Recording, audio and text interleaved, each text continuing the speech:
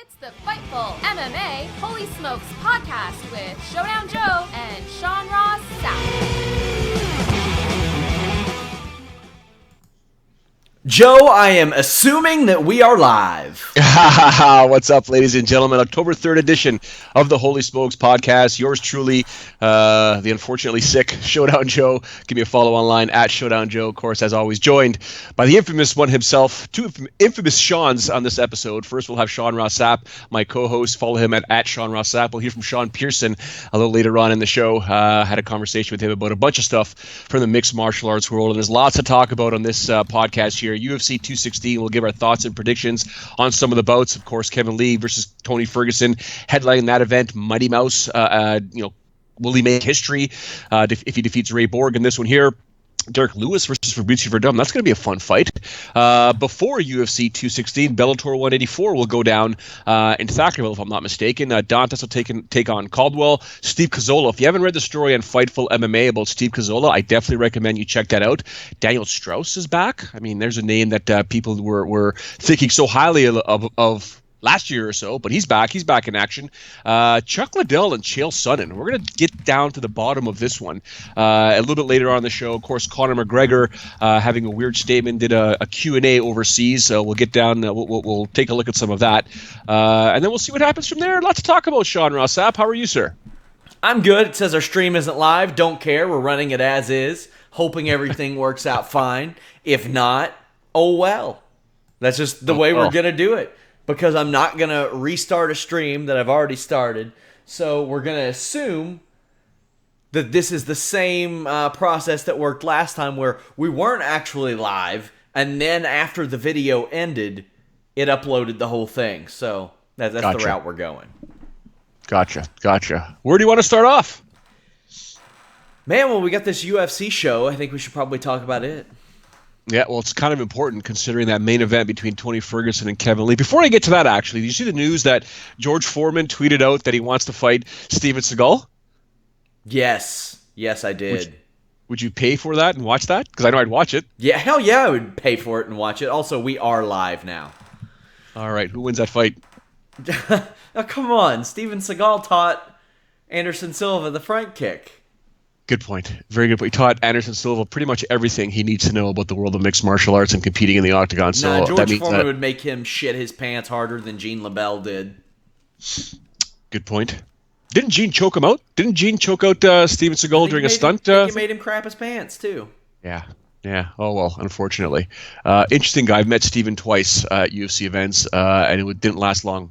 I think I wanted to do an interview with him, and I was like, geez, really? I don't know. And he had those bright yellow glasses on. Yeah. I was like, yeah, we're not doing this. Anyways, he is the Donald Trump of action movies. Take that however you want. Yeah. What did you make of Donald Trump's speech yesterday, and then now that he's in Puerto Rico today? I'm not allowed to talk about those types of things on air. Is that right? Yeah. Can I talk about them? Give my opinion, or it's not a good idea? Hey, Jimmy's the man you're answering to. All right, so then we're going to move on to the UFC event this weekend, UFC 216. Sorry, I just wanted to talk about the whole Las Vegas thing only because I've been there so many times and stayed at Mandalay Bay, I think 8 times during my tenure. And so it was something that hit close to home. But yeah, Trump has nothing to do with anything. But sad to see that all went down, and then hopefully they get to the bottom of it all. Back to UFC 216. Tony Ferguson, Kevin Lee for the interim title. Will the winner, first of all, who's going to win this fight? Second of all, will they actually fight Conor McGregor to unify the title? So, Conor McGregor, I thought, did a smart thing in saying that he was going to wait and see how this played out before making his next decision. Even though he called them fools, it was a ringing endorsement of his interest in this fight. And the thing is, Conor McGregor watches like everything. People don't realize that he does, but he does. He is an MMA fan. This is a great fight.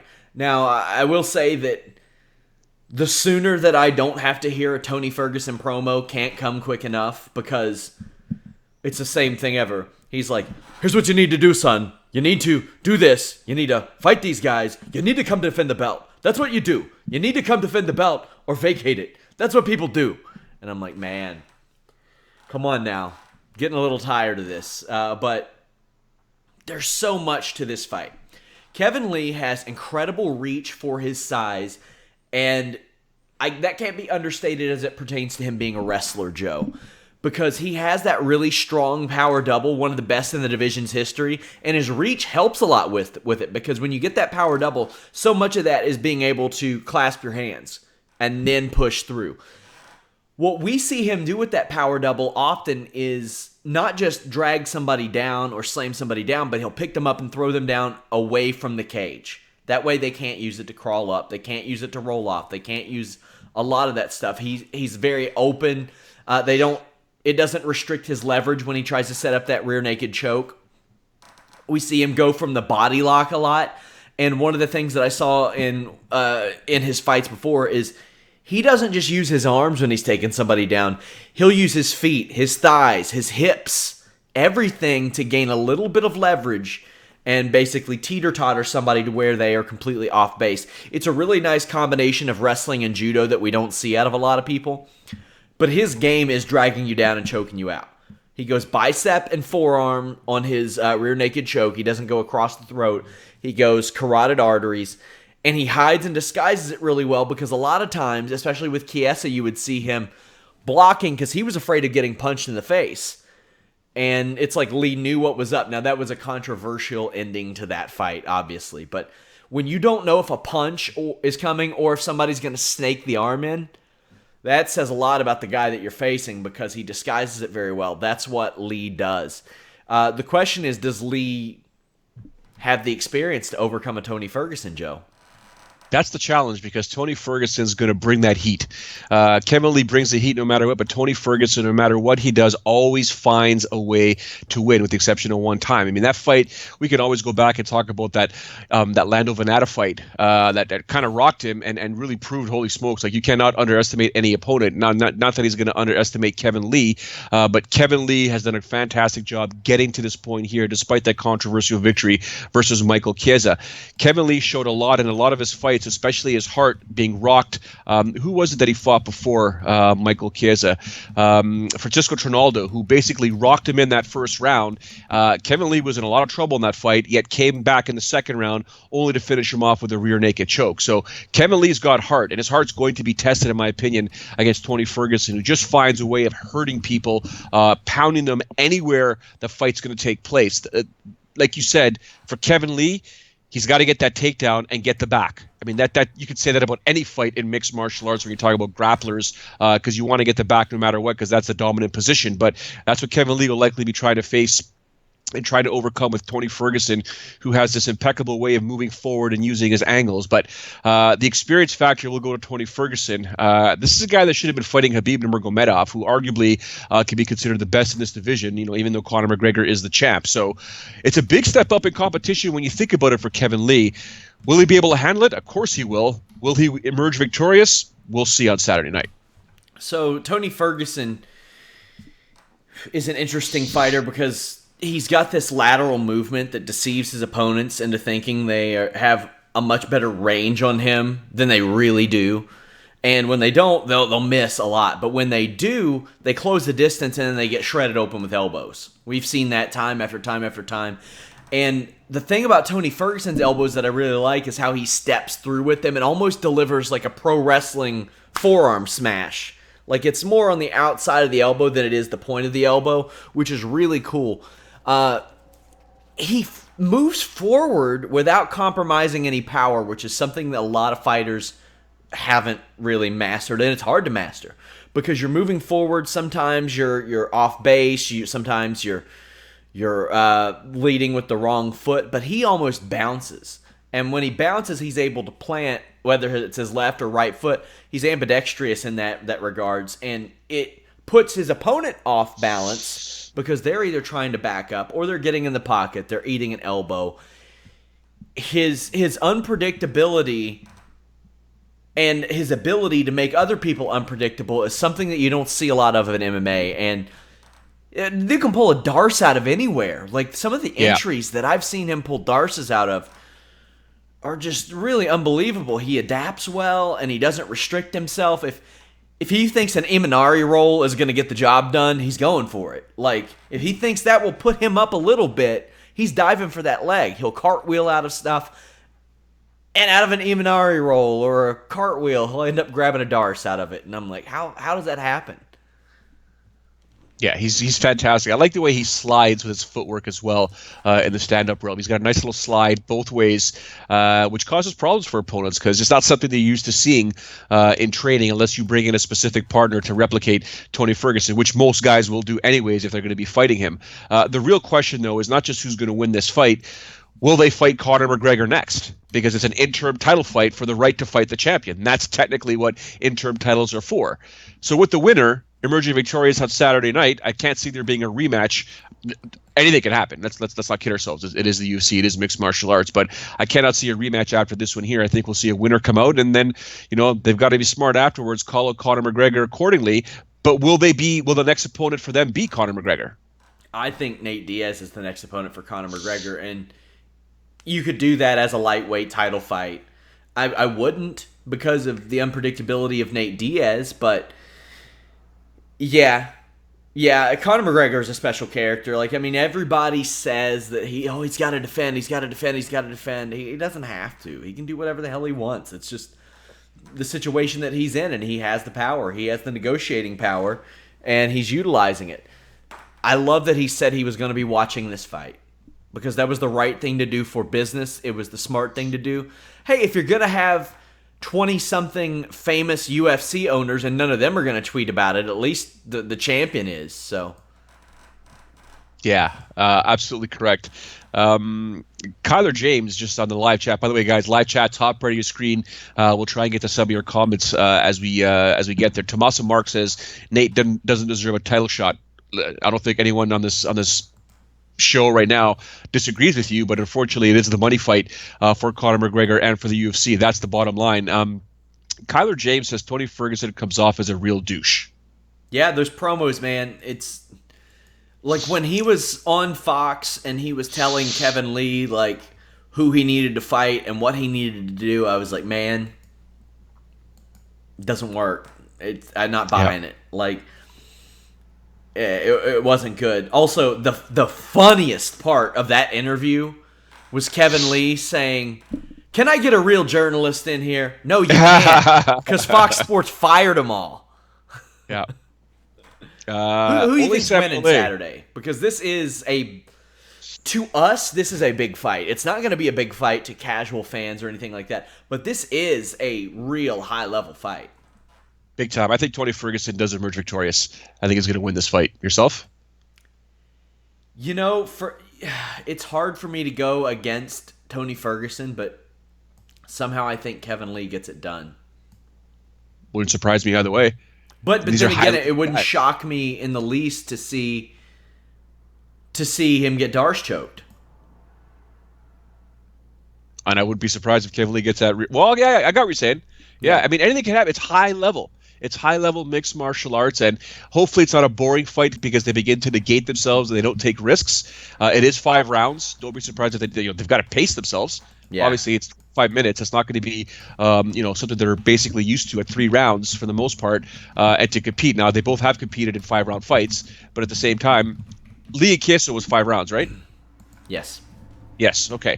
So there's a bit of pacing that's going to be required, but at the same time, you hope that they don't risk it and don't wait till the 4th or 5th round to do something. So I'm hoping that these guys, not that they go absolutely ballistic the minute the referee steps out of the way, but put on a good fight because they got to make a case for themselves to, I joked around with something I mentioned on Twitter regarding Max Holloway today. I said, Max Holloway says he wants to move up to 155 pounds to steal Conor's thunder. And I said, all he's really doing is remaining relevant in these fake Conor McGregor rankings as to who's going to be fighting Conor next, right? So you've got to stay relevant there because Max Holloway's throwing his name in the mix. Habib Nurmagomedov was the guy that I thought was going to get that fight. Nate Diaz is the name that Nate Diaz was the name that Conor McGregor mentioned. Of course, you got the winner of Lee Ferguson. So there's a bunch of guys that are out there that are vying for that spot to fight Conor McGregor. And it's almost not even about the title. It's about fighting Conor McGregor and that, once in a lifetime, quote unquote, money fight. That is the ultimate goal for all these guys. Honestly, I think that if you were to ask these guys, oh, you can compete for a title or you can compete against Conor McGregor, they would say Conor McGregor because they know it would be a bigger payday. Absolutely. So, I mean, that's why I keep saying it's the Nate fight. The Nate fight's going to be next. I've always wanted the Khabib fight to take place. I know Conor did drop that name before, but the Nate Diaz trilogy fight will make a lot more money. Although Khabib Nurmagomedov, believe it or not, someone had mentioned in the live chat, is the hype gone with Khabib Nurmagomedov? Technically, it is because we haven't really seen him compete. And his last fight, he basically had to pull out. But his social media, he passed up fighting a month from now. Yeah, weird. Like to me, he's a non-factor until he shows up for a fight and he makes weight. That's it. You got him down on the Ray Borg scale. Yeah. He's got to show up and he's got to make weight. Speaking of Ray Borg, ain't no way he's beating Demetrius Johnson. I was just going to ask you, does he have any chance whatsoever defeating Demetrius Mighty Mouse Johnson? He has a chance. He's fast, particularly early, but somehow Demetrius Mighty Mouse Johnson is better at everybody else's strengths than they are.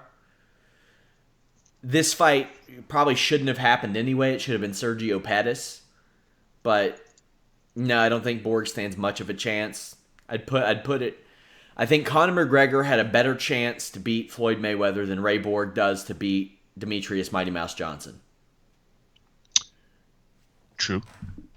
Now, the only way I think that Ray Borg is going to defeat Demetrius Mighty Mouse Johnson is obviously shock and awe.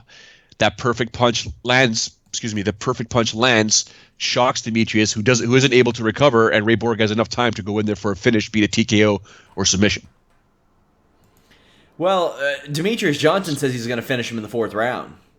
So if Demetrius Johnson says he's going to finish him in the 4th round, I'm going on the assumption that this fight is ending in the 4th round. He's that good. You can just call the shots. Yeah, pretty much. I think so. And, I heard he was on Countdown, and somebody said that they don't think that Demetrius Johnson has ever fought anybody with Ray Borg's skill set. And I'm sitting there thinking, huh? He fought Ian McCall and Joseph Benavidez and John Cejudo. Dodson and Henry Cejudo. And I'm like, I don't know that there is any skill set that Ray Borg has, any particular skill that Demetrius Johnson hasn't fought someone that has better skills in. I mean, last year, Justin Scoggins disposed of this guy. And Justin Scoggins ain't beating Demetrius Johnson. Now, MMA math, whatever. We do know that Borg can go the 3 rounds. The ultimate issue is, can he show up and make weight? Can he show up and make weight? Can he show up and make weight healthy?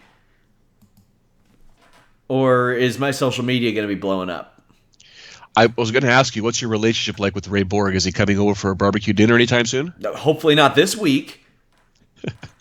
I'd like for him to make weight. I want to see this fight. I want to see him do well. Hey, man, last year, after his loss to Justin Scoggins, I was saying this is still a guy that should be in the hunt for a title. I mean, I thought so. When he beat Luis Smoka, I repeated that. I said he should be the guy. When he beat Formiga, I said he should be the guy, but he's got to make weight. But he's got to show that he can. He's got to show that he can, and this is his opportunity to show that he can. And he's got all these tumultuous issues with nutritionists and people like that. So hopefully things get better for him because I want to see him do well. I just don't think he's going to win this fight. What are the odds of him? I know history has proven otherwise, but what are the odds of him not making weight? I would this say this is a second chance, son. I would say there's a good 40% chance. If you were to put a betting line on Ray Borg not making weight, I would give it plus 160. Wow. It's I don't know how to explain this eloquently, but dude, it's your second chance. Like, this is a once in a lifetime opportunity. You screwed it up or it got screwed up once, whether you take the blame for it or you don't, but it got screwed up. You are lucky to have it a second time. You cannot screw this up. No ifs, no ands, or buts. I would say that Borg's chance to his line for missing weight would be better than his line to win the fight. He is much more likely to miss weight than lose the fight. I mean, I had people coming at me saying, "Oh, he's only missed weight twice." Yeah, but think about the other times that he's pulled out of fights or not shown up or not made it. Like, there's a lot more than what you see on his Sherdog. Or Sherdog doesn't even list that. They probably should, but they don't. I want him to make weight because I want to see this fight. Demetrius Johnson deserves this opportunity to make history. Yeah, and I think he will. Once if the minute this fight's official, I'm not saying it's a lock, but he will make history and he'll go down as the greatest champion ever. I won't believe it's going to happen until he gets in the cage. You still think after potentially that Ray Borg makes weight until you see him step into the octagon? Yeah. By the way, his line plus 800. Mighty Mouse is a minus 1250 some places. That's insane. Ferguson, to put that in perspective, Lee is a plus 180. Ferguson is about a minus 220. Yeah. Yeah. Gotcha. I think Derrick Lewis is a fair bet at plus 220 or 215. Derrick Lewis and Fabricio Werdum. That's a fun fight. I like it because I don't know really what to expect from Fabricio Werdum anymore. Yeah, it's just like I don't know. Well, I know that he wants an exciting fight. Like that's okay. it. That's all he said is that he has to put forth an exciting fight in order to put himself in a title contention. And Derrick Lewis has dieted for this fight. So that says something. He wanted to retire after his last one. And honestly, after his last performance, he looked like he should retire. Yeah. Well, in the end, it's heavyweight MMA. Yeah, and anything can happen. Now, Fabricio Werdum is far more skilled than Derrick Lewis in probably all facets of mixed martial arts. It's just that I don't know. His execution has just seemed odd the last fight or so, whereas Derrick Lewis, we know what he brings to the table. He's just going to wait, and then he's going to explode and just pound you and punch you and punch you and punch you, and he won't go away. He'll take it, and he won't go away. Whereas Werdum can give it. It's just that, will he be overly tentative knowing that Lewis has that power? So does everyone else. He fought, when I go back to when Werdum fought Roy Nelson, who has tons of power, he didn't fear that power at all. But there's a lot at stake here. There's a title shot potentially at stake here. Yeah, which is crazy to think that Derrick Lewis, well, I don't think he would hop Ngannou in line, but Ngannou's got to beat Alistair Overeem. Alistair Overeem has been told that maybe he'll get a title shot if he wins. So I think this is to kind of slide them in line. But, and Overeem was doing okay against Miocic until he got KTFO'd. But yeah. There are so many question marks surrounding this fight and how each guy will perform. And, can you believe anything that Fabricio Werdum says? His moral compass isn't exactly, way up there with... this is like the Chechnyan supporting all-star cast on this show because you got Bibulatov on the prelims, but then some of the comments that Werdum made earlier, so it makes me wonder, is he going to tell the truth? Is he really going to try for an impressive finish? Who the hell knows with this guy? Are you referring to the statements when he was calling Tony Ferguson obviously a slur? Yes. Yeah. So I felt that kind of, when I was watching it as it was going down, because I speak a little bit of Spanish. I understand more Spanish than I can speak. Same thing with Portuguese. I understand far more than I can speak in French and stuff like that. That term, I've heard that term used since I was probably, I don't know, Sean, 10 years old. I grew up in a melting pot portion of Toronto where we had all different types of cultures and stuff like that. So that's a word that we've all heard thrown around all the time, especially with my Latino friends, male and female. So when I started hearing it, I'm like, I haven't heard that in a while. Oh, okay, I get it. Yeah, I know what he's calling them. But the actual, how do I say it? The translation is what it is. Okay, you're calling it's the slang. For those who don't know, it's a slang for homosexual. Begins with an F. We don't need to say anything else other than that. Yeah. But it's so commonly used in the vernacular that I don't even think they mean to say it in that derogatory term. So I thought to myself, I could see why he's saying it, But it's 2017, son. People, you're saying it with all these cameras and microphones rolling. You simply can't be saying that. You know, what you do in private is something else, but what you do in public, you cannot be saying that. So while I was listening to it originally, Sean, I was like, I've heard that 1,000 times. I know why he's saying that. And I'm like, whoa, you're representing the UFC in front of the media? You're doing that? You can't do that, son. Yeah, it's a different world, and like I said, man, Werdum, there's a couple of guys that find themselves getting into trouble a lot. Now, you know, a lot of people will point at Derrick Lewis and say, oh, well, he went and saved people in Houston. Good for him. You can be a great person and still do shitty things. I consider myself a good person. I've done plenty of shitty things. So, I don't know, and it's weird that these type of actions to me have a bearing on the fight, but they do, because it weighs on me. How will Fabricio Werdum fight?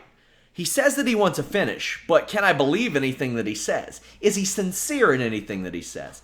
I don't know, but it has pretty big implications. I don't think it's a title shot, but I think if, you know, given the landscape of heavyweights, one guy could get hurt and you're all of a sudden you've got a title fight, so. Yeah, there's just the depth isn't really there. Absolutely, got you there. Le Comité, I see what you're saying there, that they do mean it. It's an argument that we could have for a while. Maybe he does. Maybe he did. I don't know. I know one fight we're not talking about. This women's strawweight fight that for some reason got put on the main card over Lando Venata and Bobby Green, Will Brooks, Nick Lentz, Dickenzie and Stammet. Like, what the hell? Oh, there was a heavyweight fight earlier. But Beneil Dariush, Evan Dunham, that's one that interests me because Dariush is the kind of guy that if the fight goes past 2 rounds, he's going to beat you. That's just always how it plays out. But as he's shown, he can knock you out in the first, submit you in the second, or drag you to a finish. Evan Dunham relies on all 3 of those rounds. That's why this is really interesting to me. He's never had a ton of knockout power, and every time he's faced that top-level talent, he's never been able to really beat anybody. His losses are against guys who have had top-level talent, and he's just not been able to burst through. And he's also been out of the cage for over a year, and that's never happened to him before. We've spoken about this a lot, Joe. How far of a cry it is for some of these guys, from Evan Dunham, for example, being the 27-year-old prospect that Dana White is calling unbeatable right before Melvin Guillard completely embarrasses him. Now he was coming off that Sean Shirk fight that he actually technically won. Yeah, well, he technically lost, but he should have won. Yes. And then he meets Melvin Guillard, and that lasted like 3 minutes, if I'm not mistaken. Like it lasted as long as Melvin Guillard allowed it to. It was that. Yeah. That was the best performance of Melvin Guillard's life. Had Melvin Guillard fought whoever was the lightweight champion on that night, Melvin Guillard would have walked out with the title. That's how good he performed on that night. Evan Dunham's now in his mid-30s. Beneil Dariush is the guy on the come-up. I think Dariush gets it done because I can't see Dunham finishing him in under 3 rounds. And to me, Dariush just gets better and better as he goes. Yeah, I mean, Dariush, look at who Dariush has lost to. He lost to Michael Chiesa, rear naked choke. Shocker, right? If you lose to someone. And then Edson Barbosa, via strikes, an incredible flying knee. I mean, that was another highlight reel for Edson Barbosa.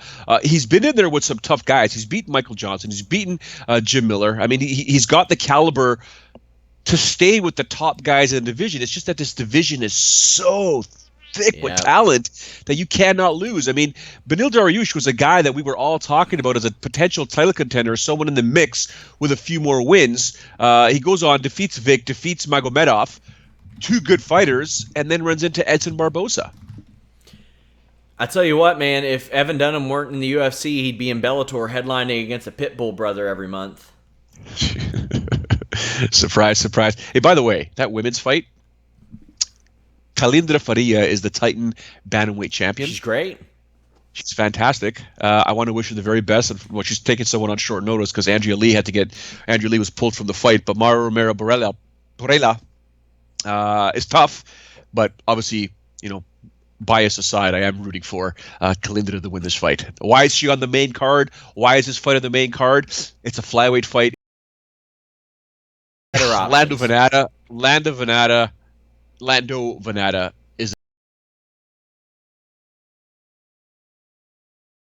using these 4 fights on the Fox or FXX card just to pump the living crap out of this card here to get people to buy the pay-per-view. Well, what I would have done, I would have put them on the Fight Pass prelims, and not because they're women. Well, because they're women. Because, Joe, you've been around long enough to know that there are those weirdos. Oh, yeah. Those Correct. weirdos who only watch women's MMA. Like those men weirdos who just watch women's MMA and will dish out that $9.99 saying, I gotta watch that fight. Although, generally, I noticed that those weirdos would be more interested in the very low level fights than a high level fight like this one. Like pre-UFC, where the women are a little more accessible and they'll talk to you and stuff. That accessibility for MMA fighters, especially the women, is a gift and a curse, because a lot of these fans think that they're owed something for the success of them, and they're not. What they're owed is the entertainment inside the cage. That's what they're owed. So I would have put them on Fight Pass to get those buys and moved Green Venata, which is guaranteed to be fireworks. Like, we can't even break down Green Venata. Like, it's impossible. Here's all I got. Sure. Lando Venata keeps his hands down. There we go. That's me breaking down that fight. Yeah, explosiveness. It's just going to be absolutely insane. If I told you Will Brooks signs with the UFC, but he would go 1-2 in his first 3 fights, what would you have said to me back then? Oh, I would be very surprised because of how well he has performed outside of the UFC. This is a must-win for him if he wants to stay relevant, I think. 100%. He can't lose 3 fights in a row, especially in this division. And Nick Lentz is a guy who loses his way very often. Like, he'll go on all these hot streaks, then cold streaks. Yeah, I think it's a good fight. I like this matchup. It's going to say a lot about where these two guys are in their respective careers. Yeah, I do too. And Will Brooks, like I said, has to win this fight to stay relevant. Nick Lentz was the guy that some people said was going to beat Conor McGregor back in the day. What a far cry. We're in a much different world now. But he drew Will Brooks, and Will Brooks, like I said, crucial. I don't know if he'll get cut. He might have a no-cut contract. I don't know what his deal is. I know he wasn't in as demand as Hector Lombard and, God, who else? I can't even remember who I'm thinking of right now, but he's got to emerge victorious. Eddie Alvarez? There we go. Eddie Alvarez. Bobby Green, does that fight go the full distance? It could. Yeah, it could. Because it seems like the kind of fight that wouldn't, but they also seem like the kind of guys that would just beat on each other for 3 rounds. So I think there's a possibility that it will. Yeah, I'm really liking that fight there. Pearl Gonzalez and Poliana Botello will kick off that prelim card on the broadcast side on FXX. Pearl Gonzalez, obviously, we all know her from, what's it called, Implant Gate, if I'm not mistaken. She'll take on Poliana, so that's going to be that'll be a fun fight, because I think Pearl wants to sort of erase what happened in Buffalo and make things right. With this fight here, although and taking on Botello. I mean, I've seen, I think, 2 or 3 of her fights. She's 5-1 as we speak, but she can throw leather, and she can throw kicks. So I would be careful with this fight here. Yeah, I would too. This is a good fight, an underrated fight. This is just a fine fight. I'm glad that this one got booked. Yeah, Pearl, man, that's a bummer to have to overcome that, have that put out there about you. But I think she'll rebound accordingly. On the prelim card, we got that Walt Harris-Mark Godbeer fight, and anytime these guys like this are scheduled against each other, I'm just like, okay, which one's going to sleep? Either that or which one's putting me to sleep from a boring performance. You think so? I think this is going to be more exciting than that. I know what you're saying. I'm just more surprised. I guess it's the vintage guy thinking in my head of John Moraga. I know he's 3-4 in his last 4 fights. He's 1-3 in his last 4 fights. But he's on the Fight Pass prelims. Wow, this is a guy that fought for the title. Yeah, and he's facing a guy that's probably going to beat him and could be a 2018 title challenger. But if he is a title challenger next year, that could be a PR disaster because, as I mentioned, his support of the Chechnyan leader. Yeah. Moraga's trying to keep it, which, I mean, has been covered great by people like Kareem Zidane and stuff, but, NBC and CBS aren't covering this stuff yet. They will, though. It will happen. John Moraga, I don't think will be cut if or when he loses. I just think he's trying to keep his head above water. He's still useful in that division. You think he's the official gatekeeper at 125 pounds? Yeah, kind of. And one of these guys might end up fighting for the title Saturday night. True. 2-fight win streak for Brad Tavares. He defeats our my fellow Canadian, fellow Fightful supporter, Elias Theodoro, and then gets migrated to the Fight Pass prelims.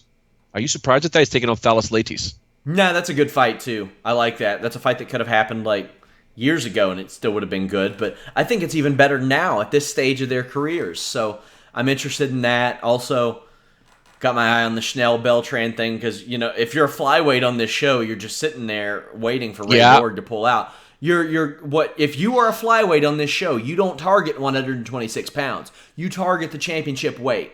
That's what you do.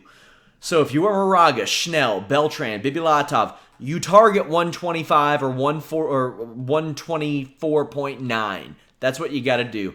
Also, the Stammen DeKenzie fight, that's one with a couple of big prospects. Interested in that one. I think you're bang on with the flyweight analogy there. Not as interested as I am in seeing people get put in the walls of Jericho, though. Worse than the Von Flu. Worse than the Von Flu.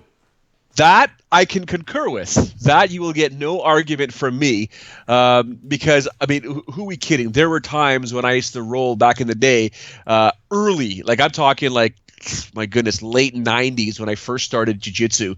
That's the kind of stuff we would joke around with in training, right? We would literally joke around trying to pass someone's guard, your legs would get trapped, jokingly go for a figure four. You try and pass the guard, you pop over to the side, Boston Crab, right? Or Walls of Jericho. So I thought when I saw your tweet saying we are going to discuss this, I'm like, yes. What did I miss? And I quickly looked around, and I watched it, and I was like, did this really happen? Yeah, and it was bad. It was even worse. Did you see the full video? No, I just saw the clips. It was bad. The guy on the bottom, this is a pro fight, was writhing around. There are legit ways to set this up, Joe. Yeah. It's very unlikely, and the person you're facing has to be really low level. You can be standing with the person in an open guard and their feet are up, and you grab the heel and then you step over and take it. Also, there's one against low-level grapplers where if they close their guard and they go flat back and they stay there for a while, you can crawl towards their knee or crawl past their knee, bear crawl over it, and if they don't break their guard, you'll roll them over. And generally then what you do is take a single crab, because the Boston Crab with both legs, there's really no need. It's leverage, and you have more leverage if you go hands clasped, one leg, you stretch there. That's against really low-level grapplers. This was against a professional fighter that didn't set it up in either of those ways. The guy just spun around, grabbed him by his ankles, threw him up, and took it. And you spoke to Sean Pierson about it, and I got to say I loved his references. Here's Sean Pierson. I think it was the past weekend, there was a submission overseas. The Boston Crab, the Walls of Jericho, were applied inside of a cage. Did you have a chance to see that submission, and what were your thoughts? I saw it, and again, my biggest concern was, I don't know if I saw Ralphus in that guy's corner. Was he related to Ralphus at all? Or do you know who Ralphus is, Joe? I don't know if you know how serious this really is. That was JPS all over it. I swear to God, it was JPS. And I don't know, Chris is, with his band out there, but I really think that this is the JPS, Ralphus or his son or someone he's been training coming out of. That was great. You think you could apply a Boston Crab on someone in a fight and actually pull it off? 100%. The way, you go to this is the sad part about MMA in the lower ranks. The truth of the matter is the skill discrepancy is huge. And then with everybody now trying to build the records up because everybody needs to be 8-0, let's call a spade a spade. I could go back right now at 41 years old and throw moves on guys that I see in there just do what I want. It was almost a joke when I watched the video. I heard the guy laughing. Like the guy, like it's like his cornerman's laughing, going, "Yeah, this is a gong show." You know what I mean? Like, what a mismatch. And I didn't see the whole fight, so maybe it wasn't a mismatch. But I just look at that kind of stuff. I remember going into a jiu-jitsu gym in Pickering back in the day, and the guy is teaching stuff like that, and step over, toe holds, and I'm just sitting there looking over, going, "Where the hell am I? You know, like, what's going on here right now?" Believe it or not, you are the first person I thought of when I saw that submission. I'm like, this is what Pierson would have did about 10, 15 years ago. Maybe 10 years ago when we won't date. I'm not saying you're that old, but at least 10 years ago, if some tough guy tried to come into the gym, at the very least try and pick on you. Well, again, we're saying like this isn't a legitimate move. Chris Jericho is probably one of the greatest all-time wrestlers, you know, in over time. When you think about it, he was a middleweight competing against heavyweights, just destroying people in that ring. I feel like, you know, his skill was ahead of his time, and people are just catching on now. Ralphus, his personal bodyguard from back in the day, is probably training people. Yeah, there's no doubt it's a submission move. It can actually work. So can the figure four. And I had this conversation with Sapp a while ago. Has there ever been a figure four in mixed martial arts or something to that effect? I mean, we see choke slams all the time, power slams. Anything can happen, but there's no doubt in my mind that's a legit move. In terms of other, sorry, you want to say something? I was going to say the greatest choke slam of all time was I want to say it was Travis Fulton. Oh yeah, I remember him grabbing a karate guy and just basically slamming him through the octagon floor. The guy was in like a coma afterwards. Like I'm not for real, but I just mean his body went all limp. I was like, holy cow. But again, back in the day in these small shows, there's mismatches, and that was one of them. Travis had 5,000 fights, and this guy coming in with his black belt probably had 2. You know? You're mentioning mismatch. Rory McDonald came out and said that George St. Pierre potentially made a mistake in coming back as a middleweight. I've seen some pictures of George recently where he does look like he's bulking up a little bit. You can see a bit of weight around his face, which is natural if he wants to compete at 185. But do you agree with Rory that the potential mistake that was there to come back at 185 and maybe come back at 170? Well, it depends on what frame of mind we're looking at here. If we think that George is coming back to try and be a champion somewhere, then sure, yeah, maybe he's made a mistake. But I don't think George cares about being, like, when I say he doesn't care about being champion, that's not the foremost goal here. The foremost goal is to make as much money as he can in as little time possible. And if that matchup was a middleweight title fight against a guy that he thinks that he can beat, it makes sense. I think George is going to compete against some of the other middleweights, like a Luke Rockhold after this, I would say it would probably be a bad decision. But again, for a super fight title, a lot of things here, there's a lot of money to be made in this fight, especially if he wins, because then you've got Conor McGregor next. I guarantee it. Because Conor's now got a shot at a middleweight title against a welterweight. You're not going to get much better offering than that. So, potentially there's a market here to make a lot of money in a short period of time. In 2 fights, George can have that, I call it the May Mac fight would be the GSP Mac fight. Like it's, yeah, 100%. It's there. So again, the opportunity is there. If he loses, he lost to a middleweight. It's really a no lose situation in my mind. He was a good choice to have on this week. Yes. Anytime something like that comes up, Sean gets that phone call. Although there's going to be some other guys that hopefully will be joining us in the weeks to come. Some guys that are contenders in the UFC. But Sean Pierson is always good for a quote or 4. Yes. That one was awesome. I love the Ralphus reference. I sent you a picture of Ralphus so you would know who he was. Man. And I don't know if Jericho's even commented about this since it happened, which surprises me because he's usually quick to jump on anything that would get him the mainstream exposure. So, yeah. So, man. But I guess we got this Bellator show to talk about now. But before we do that, Chael Sonnen and Chuck Liddell, you buying this? Hey, what did I tell you? Where there's smoke, there's fire, right? You never know. You never know. I mean, Chuck Liddell would probably be a guy that would just deflect anything and everything that would come his way when it comes to returning to mixed martial arts. But it seems to be popping up a bit more where he would say stuff like that. There's a payday right there versus Chael Sonnen. There was a few paydays there for Chuck Liddell in Bellator. Remember, he's no longer getting paid from the UFC to stay retired, or that the gig that him and Matt Hughes and Forrest Griffin sort of had during the Zuffa era. So I don't think he's getting paid anymore under this new ownership. So if he's looking for money and big money, and he wants to fight, which I'm sure he always wants to, despite that, he shouldn't be fighting, Chael Sonnen's there for the taking. And Chael Sonnen will say anything and everything to refute anything the Iceman has to say while generating interest for the fight. Yep. He's the best at that. And if he can drag people out of retirement to fight him, more power to him. I mean, yes and no, right? Like Chuck Liddell, after what we saw, especially, I was there for the Shogun fight. I was there for the Rich Franklin fight. I was there for a few of his fights where it was like, I was there for the Rashad Evans fight. The infamous, that knockout happened like literally, I would say 11 o'clock to my left, just like 20 feet. It was just, and the whap of that punch landing, I was like, whoa. So yeah, but I personally do not want to see Chuck Liddell compete in mixed martial arts again. But who am I to say? Because if he signs in that dotted line, I'll watch, and I'm sure that would be a good grab for Bellator if you think about it. Oh hell yeah, it'd be a good grab for Bellator. Right? That's what they do, man.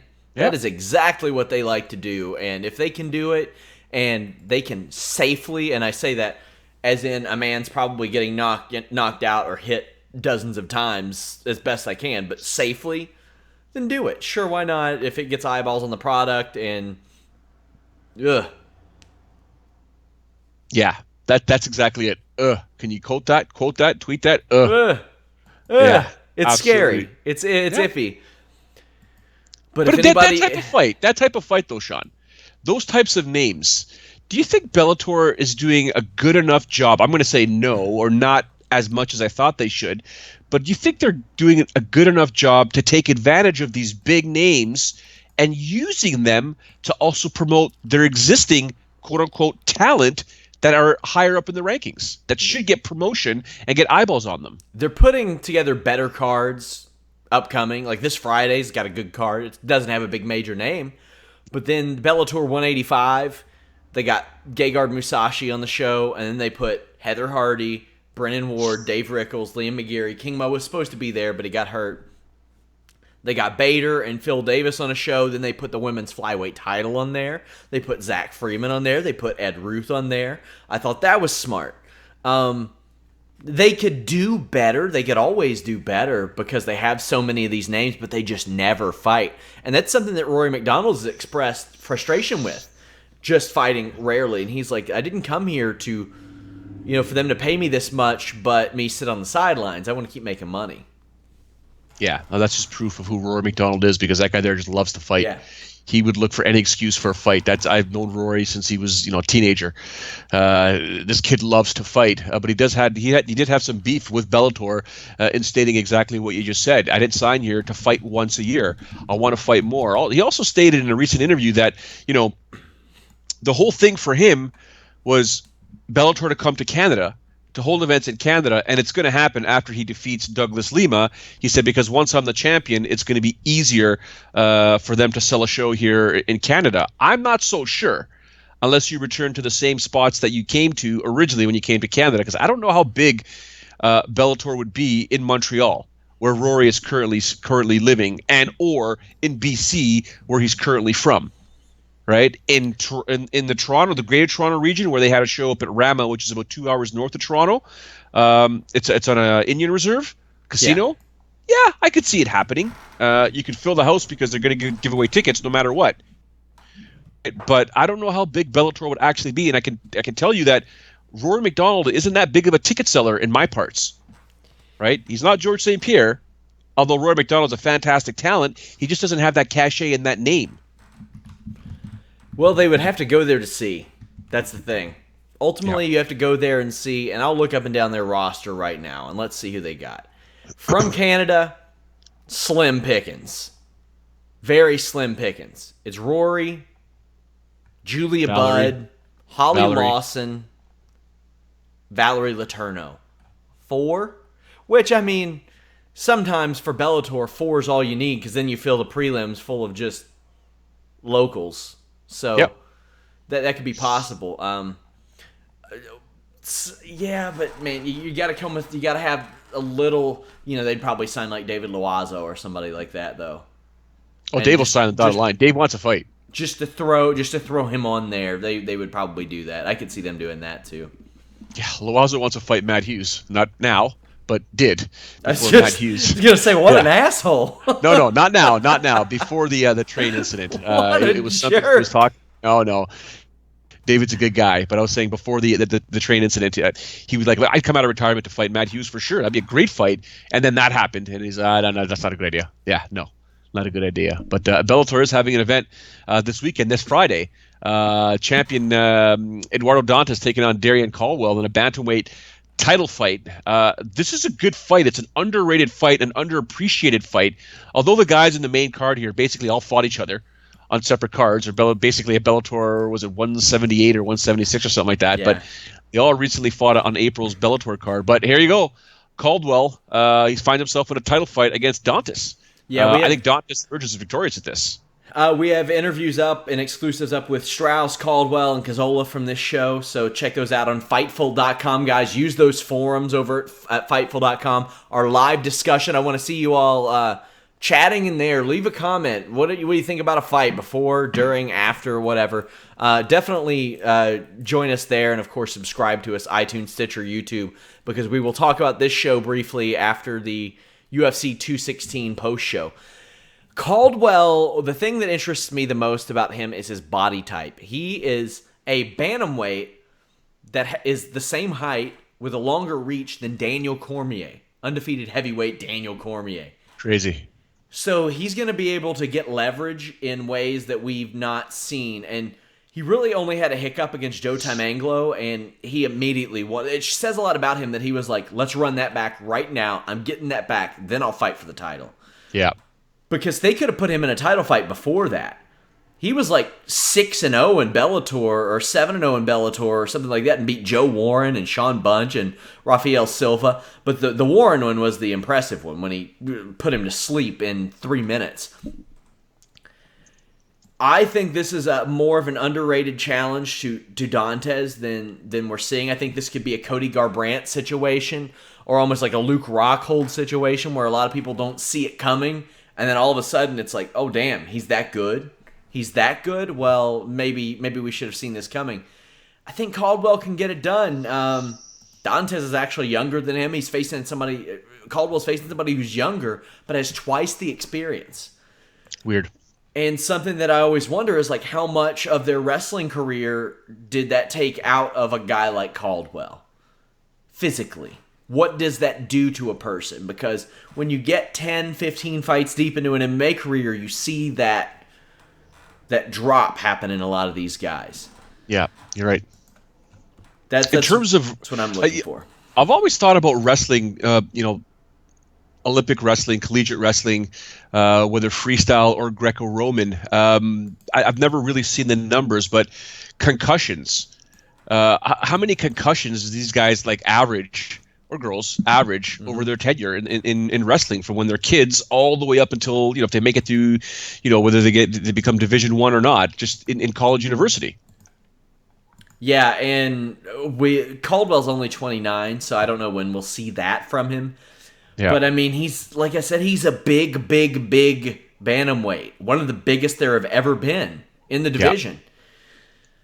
So you got to wonder when that will start to affect him. And he told me that he is definitely open to fighting at 145 pounds in the future. I mean, he won the 2009 NCAA championship at 149 pounds. Yeah, he's a beast. 5'10". The guy, 5'10", fighting at 135. Hello? I mean, that's an absolute monster. But I still think Dantas just has the experience to deal with something like that, because, I'm not saying that Caldwell's ground game isn't spectacular. He's a blue belt in Brazilian Jiu-Jitsu, but Dantas always finds a way to wreak havoc with anyone and everyone. Although, if I'm not mistaken, this is the tallest and biggest opponent he'll have ever faced. I know he's fought Galvao and Warren. Warren's not that big anyways. Richmond's a big guy. But yeah, I think it's the biggest opponent he's ever faced, so... Yeah, and this is a legit main event for Bellator, even though it's completely under the radar. And, hey, if you want to throw MMA math into it, Joe Warren beat Dantas, and Caldwell put him away with the quickness. Also, Daniel Straus, he told me he's pretty excited to be fighting somebody who's not a pit bull or Pat Curran. Right. And he's looking for Emmanuel Sanchez to come forward and get knocked out. That ain't how Emmanuel Sanchez fights. He fights really, really long, drawn-out fights that usually end in a split or more majority decision. Yeah, I mean, Daniel Straus was one of the fighters in Bellator about a year or so ago that everyone was paying very close attention to. I thought he was going to come over to the UFC, but he stayed with Bellator. But hasn't competed in a while, if I'm not mistaken. Did he fight on that April card? Let me check here. No, he did actually. He lost to the Pitbull brother, by guillotine. So Straus, Sanchez, I like this fight. It's a good co-main event. Straus better not get greedy because it could get ugly for him. I still think he does have a bit of an edge in this fight, but this is anyone's guess, in my opinion. Yeah, we got to see how Straus reacts, because when he gets taken out of his comfort zone, we see how he performs sometimes. Sometimes it'll look like he just gives up. And he told me that he got into a rut because he was fighting the same guys over and over and over again for like 4 years. And if you remember, Joe, when Coker got brought in, one of the reasons that he got brought in and one of the selling points, whether it was from him or just media or fighters, was, well, the tournament's gone, so we're not going to see repeats all the time, like mandatory repeats. And what did we see? We saw the same fights over and over and over.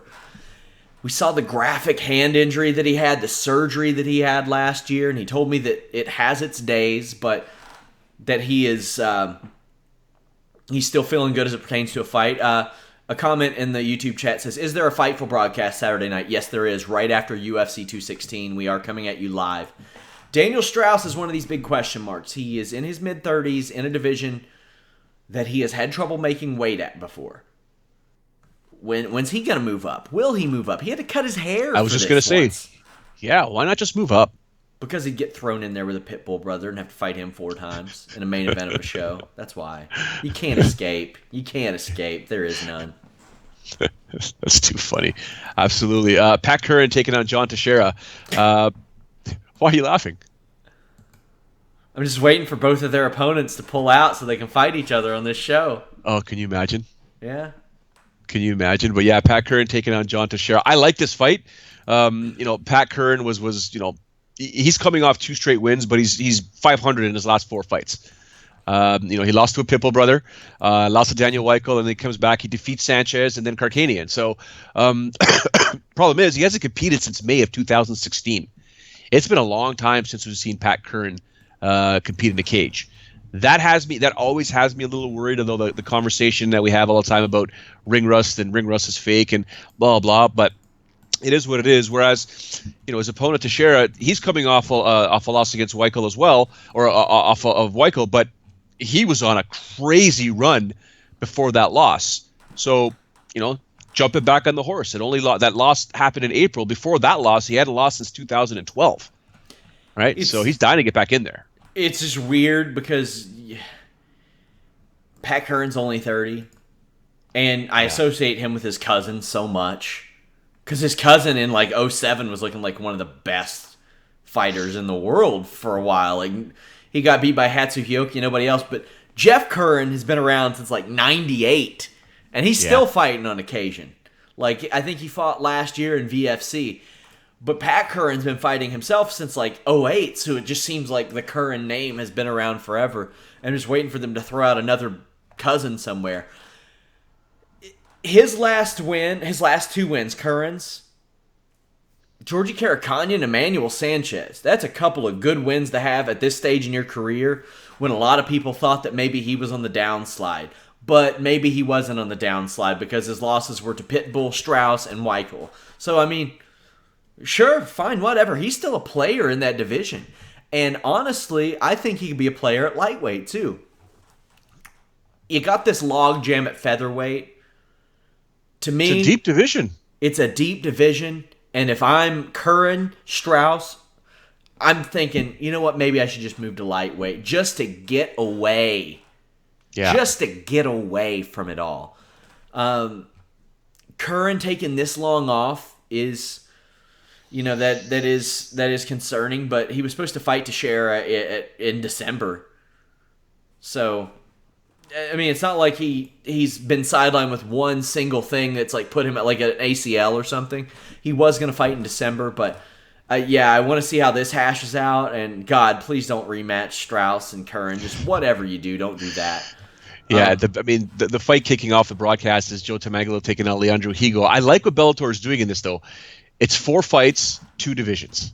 4 fights, 2 divisions. If something bad happens, you've got someone to match somebody else with, or you got somebody to put front row and say, oh, look who's watching on, yada, yada, yada.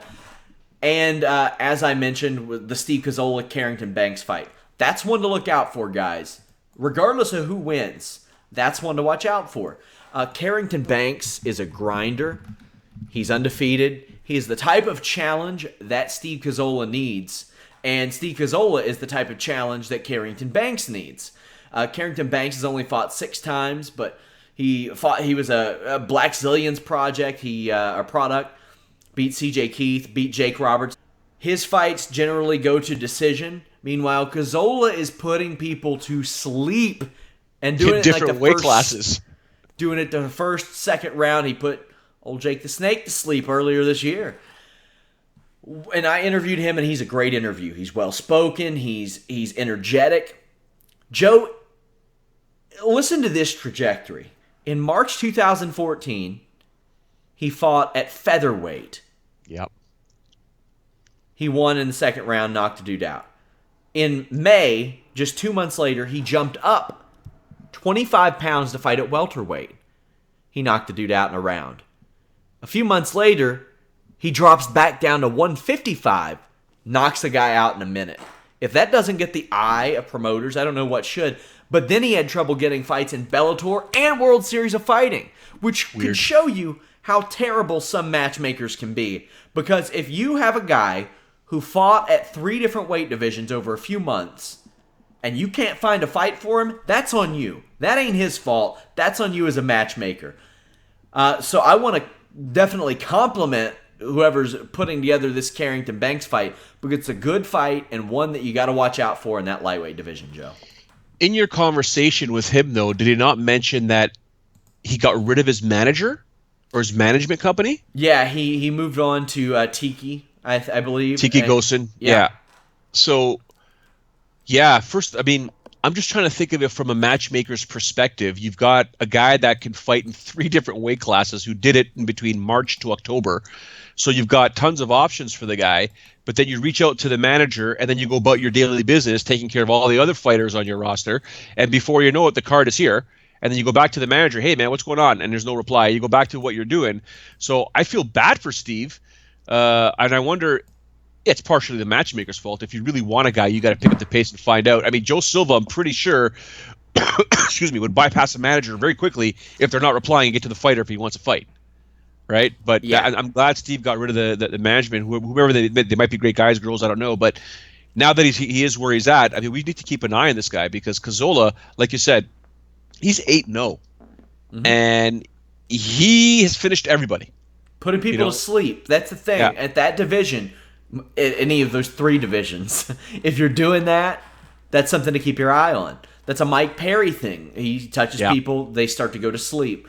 All right, that's what Kozola's doing. And safe place to put this fight on the prelims, but CJ Tuttle, Bellator's PR guy, sends me a list of people that I would like to interview. And, I looked at it and I was like, all right, I've interviewed Emmanuel Sanchez several times and Will several times again. He'll always be there.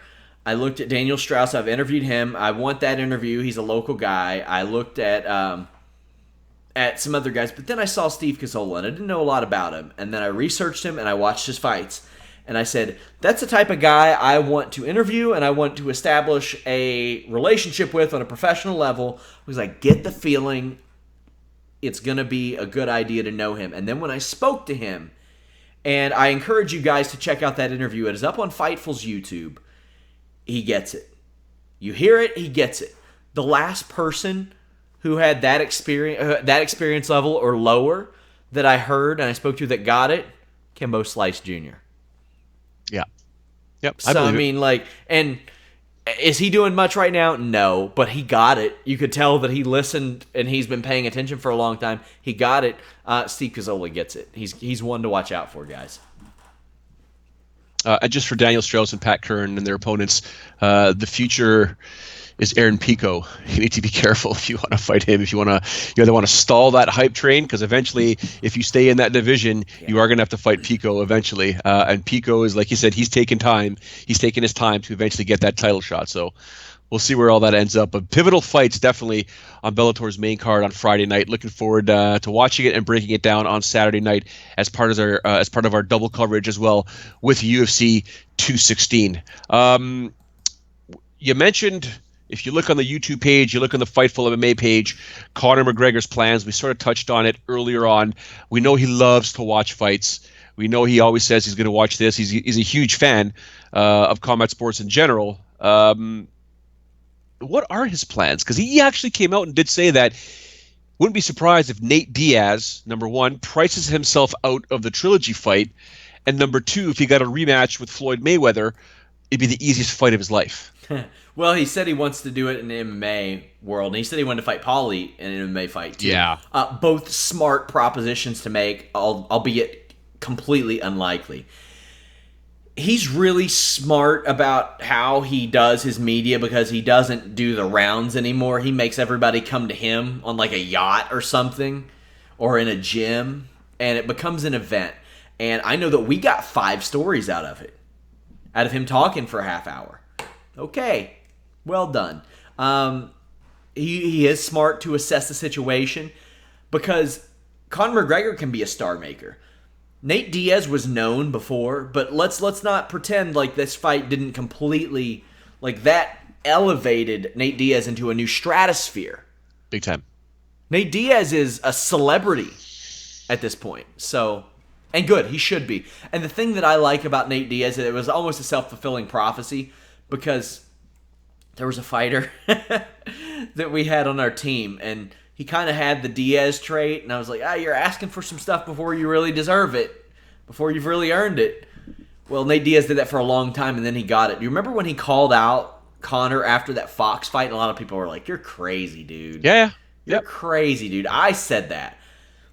Couldn't be more happy to have been wrong because that fight made me a lot of money. Personally. There you go. So there you go. There you go. Larry Hammer on the chat says Rory, with the right card around him, would sell out a 10,000 capacity arena in most any Canadian city. Larry Hammer, I will wager whatever you like on that. I don't think that would ever happen. If Sorry. that right card is GSP. We're talking Bellator, though. Yeah, right? in Bellator, there ain't anybody that they can put on that show that they have. Who's available that they, like, that maybe released, like, Sean Pierson, he's available. Yeah.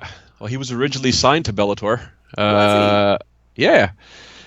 I was sort of managing Sean at the time. So he was with Bellator, was supposed to fight, I believe, Brian Foster back in the day. The fight didn't go through. Obviously, Foster had some issues with his, I think it was EKG. And then we said, look, we got to get a fight. Can we get his release? Because obviously, there's other organizations that are looking. And at the time, I think it was Sam who's just basically, no problem. We understand. Go ahead. Released him. And then that same week, I flew down and spoke to Joe Silva when I was at the UFC and left Vegas, landed, and there's a bunch of texts from Joe Silva. I'm like, Sean, get your paperwork. You got to fight. And it was against Matt Riddle. Oh, boy. Yeah, he won. He won, too. That's funny that, like, almost everybody that he was facing or was close to facing has a little connection to me. Brian Foster used to train with one of my original trainers. When you first said that, I got him a little confused with Brian Rogers, who Bellator loved, if you remember. They loved Brian Rogers. They put him up against every favorable matchup they could. He just couldn't keep connecting with his fists to their heads, and unfortunately it didn't work out for them. But he's doing okay now. They finally let him go last year, but he's won a couple fights since then, this year. He's doing okay, though? Everything is good? Yeah, it looks like Brian Rogers. Yeah, Brian Foster. He's hit or miss, but Yeah. that was a heartbreaking situation. How he couldn't get back in the UFC. Yep. Guy that beat Matt Brown and Brock Larson back when beating Brock Larson meant something. Yep. Remember Brock Larson when I did the Oklahoma show with Chael Sonnen and Jim Ross, the one night 8-man tournament, welterweight tournament. When Canero was there, Jukawa ended up winning it. I think Brock was actually in the finals. I watched that live. Did you? No, not there, but okay. I watched the show. On iPay-per-view or whatever it was that it aired on. So you basically heard Chael Sonnen rip at me every time they threw it backstage, right? Yes. Thanks, Chael. Love you, Chael. Jerk.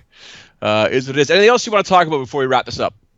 What is there to talk about? Let me check the headlines over on Fightful.com, where people can get all their pro wrestling, MMA, and boxing news. Also, guys, I expect that our Fightful boxing newsletter will be back on a regular schedule soon. Obviously, Carlos Toro had to deal with hurricanes and stuff, so... Yeah, he popped up on the live chat today. I saw him somewhere up there. Yeah, so I imagine that will be back in order. Also, we're looking for an associate editor. Alex had to kind of step down, focus on his family a little bit more. He'll be retained on Fightful, but we're looking for somebody, MMA knowledge a plus, but that can cover things. If you all know anybody, if you recommend anybody, send them my way. I'm taking a look at a lot of people. King Mo injured off of Bellator 185. That's a bummer because that fight against Liam McGeary would have been a good one. Michael Chandler says he might move to welterweight. Kamaru Usman says that the UFC doesn't promote him due to his heritage. Oh, boy. He says that we don't have a TV contract in Nigeria. So what's the point in pushing a guy from there? Do you think that's why? No. I think because he didn't finish anybody until his last fight. Correct. I think that's exactly what it is, and I think it's just one of those things where you're waiting to catch lightning in a bottle. Mm-hmm. That's all you're doing, and I think he's starting to catch it. So, what about this Cub Swanson Brian Ortega fight? That is a good one to book. Yeah, and then Michael Johnson comes out and says he wants to fight Cub Swanson in his featherweight debut. It's like, dude, he just got booked. Yeah. Michael Johnson's one of those guys that can beat anybody on any given night, but also on any given night he can get beaten by anybody. Yeah. Rockhold doesn't think the UFC 217 main eventer will fight Robert Whittaker. I think they do. Well, you know what? Maybe not. Because if it's Bisping, he's probably retiring. But if it's GSP, I think he will. Yeah, it remains to be seen. I mean, well, I think if GSP wins, Conor McGregor will get the call out. Yeah. Just throwing it out there. You have an article up examining Dominic Cruz's return fight. The UFC just went nuts announcing fights last Wednesday. That was pretty awesome. Jimmy Rivera versus Dominic Cruz is one that I am pumped for. Well, the top four guys are fighting within a month, almost a month and a half. Yeah, I like it. Amazing. Yeah. Shamrock Sakuraba grappling. Now, come on, you know who I'm pulling for here. Saku? I want a good old double wrist lock. That's what I want. It was actually Frank Shamrock that taught me an amazing way to set up the double wrist lock, or the Kimura, as we call it in these parts here, at a seminar late 90s that he did up here in the Greater Toronto region. It was a move that I was trying to get on a bunch of people, and he actually showed me an awesome way how to set it up, where you basically plant on the guy's arm or on his wrist, and you just pin it down, and you can start moving. And while he's fighting, what's he doing, Sean? Right? Oh, yeah. He's doing this, and then pop, underneath you go, turn around, break it. Oop, all right, sorry, right? So I like Frank for that one there. But yeah, it'll be interesting to see what happens over there with that grappling match with Sakuraba. Sammy Olay says to fill up the card with former UFC guys. I think you all are overestimating how former UFC fighter Canadians would draw in an arena like that. UFC veteran doesn't have the clout that it once did. You used to be able to open up schools and stuff on the power of UFC veteran, Joe, and get main event bookings regionally on the power of that. It doesn't carry that same weight anymore. Canada's a different beast. I mean, Larry Hammer's back on there. He's saying, still waiting on the full UFC Winnipeg card to be announced and for tickets to even go on sale. Yeah. He's bang on. He's right. That event's taking place in December. It's October. But in my conversations, it's been simple. It's just 8 weeks out. When it's 8 weeks out, 6 weeks out, the promotion machine will kick in. It'll eventually kick in. Here's their official card: Brazilian Nogueira against American Jared Cannonier, Italian Alessio against United States. I'm not gonna try to pronounce Bomboche. There we go. United States, he's actually Cuban, Marquez against Brazilian Vitor Miranda, and American Justin Scoggins against American Tim Elliott. What? Yeah. What? That's what it is, man. That's what it is. Have you ever seen the clip of Chris Jericho he's throwing the Undertaker in the ring, and a fan says, "Go back to Toronto," and he looks back and he goes, "I'm from Winnipeg, you idiot." Yeah. I feel like some of these guys need to say that to the UFC matchmakers. Like, get some Canadians on this show. Well, Glover Teixeira and Serkinov are scheduled to be on that UFC on Fox 26 card anyways in Winnipeg. Yeah. But Serkinov, how many tickets is Misha going to sell in Winnipeg? He's not fighting in Toronto. Yes. Right? Like, a lot of people, for some reason, think, I told you about the Dave story one time, but people think Canada is this small area. Yeah. It's a massive country. So just because one guy is from one city doesn't necessarily mean he's got ticket sales in another city. So it's going to be a challenge. They are doing it at the MTS place, which I've covered an event before there, the UFC event, one of the pay-per-views they had there. So it'll be interesting to see what they do with that, but they need to pick up the pace here. It is going to be a Fox card, so it'll be top heavy. But right now, the way it's looking doesn't really look top heavy to me. A little bit of breaking news. I saw that Damon Martin has tweeted the exclusive negotiating period between UFC and Fox has ended. The UFC can now field offers from any and all bidders on TV rights. Do you think it's going to be one broadcast station that's going to pick it up, or will it be split, like between Fox and ESPN as an example? That's tough to say, especially considering I think the UFC is fully going to explore all these options because when did they make this deal? 2011? Yeah, 2011 they made the 7-year deal. Yeah. TV is in such a much different place than it was back then. Like they didn't have Fight Pass then. I couldn't really turn on my TV and go straight to Netflix with one remote. Like they have that ability now. YouTube is even more expansive than it was then. So what do you do though? Because I mean that's the reason why they created the most money and. Oh, yeah, of course, yeah, no. But the thing is, what will that be? Because back when they created Fight Pass, before they created Fight Pass, when we used to have the media scrums with Dana, he would always tell me, Ariel, Kevin Aioli, John Morgan was there. The future is the internet. The future is the internet. The future is online. Gone are these forced cable packages. You're going to be able to pick and choose what you want to watch on your television via the internet. And lo and behold, Fight Pass was born, and lo and behold, the content that they had on there just kept growing and growing and growing and growing. But the commodity in the broadcast world right now will always be live content. Yes. You can only technically catch live. No, I shouldn't say only. Live content garners the highest ratings on television. Obviously, UFC events are live content. Anything prepackaged or anything that's older isn't really going to garner ratings unless your name is Sean Ross Sapp and you got some frat buddies and try and make money off them. But yeah, go ahead. So the thing with UFC, and it is kind of parallel to WWE, a lot of people think WWE has their own network, just put the content on there. Well, it's really hard to grow your base if you put all of your content on your own service that people already have to be interested in order to order it. You can flip a channel and come across UFC. You can flip a channel and come across WWE. If UFC moved all of its content to a streaming service or moved it all to Fight Pass, you can't just cash it on TV. You can't go to B-Dubs or something like that, Buffalo Wild Wings, and catch it on. It's really tough. That's why WWE, when people say, well, they can move to the network, well, they can if they have to.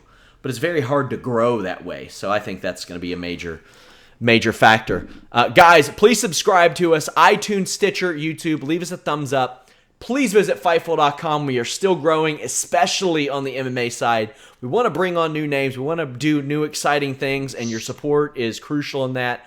Thank you all for sharing stories on Reddit, on Facebook, Twitter. That stuff really helps too. We have buttons at the top of the page where you can share the stories very easily, get the word out about Fightful, help us grow, help us do new cool things. But you can follow me at Sean Ross Sapp and follow Fightful at Fightful Online. Joe, what else you got? That's pretty much the basics there. Nice 2 articles coming out this week. Back to my fun bets video this weekend here. I'm going to have some literally fun with that to determine what the best 5 props are going to be. The last one I did was the Japan show, and there was nothing. There was 3. With this show, there are plenty, but I will pick the top 5. For you guys and gals that like to put a couple bucks down on the fights, I will find 5 good ones for you to consider and hopefully put some really nice coin in your pocket. And then, of course, our post show on Saturday night. We'll talk about Bellator as well as the UFC event. So it's going to be fun, and we'll all figure out whether or not Sean Ross Sapp still has the same hairstyle, if he cuts it, if he's growing it, and we'll figure it out. This thing's a mess, my friend. I can't even do anything with it now. Guys, thank you so much. Until next time, we are out.